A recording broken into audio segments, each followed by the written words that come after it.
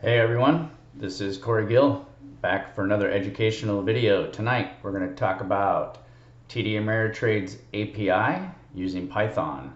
You can see on the document I have on the right, I am at Kory Gill on Gab and at Kory Gill on Twitter. And below there's two links to give you more information about the developer API from TD Ameritrade and also a GitHub project with the Python libraries and wrappers to make use of the TD API.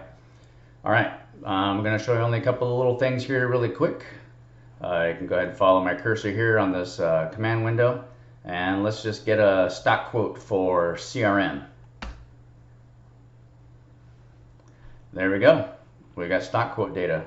Hey, now you can look behind my screen here. I'm hiding a bunch of information with this command window, but we're going to see a trade get put in the queue that's going to be entered from Python.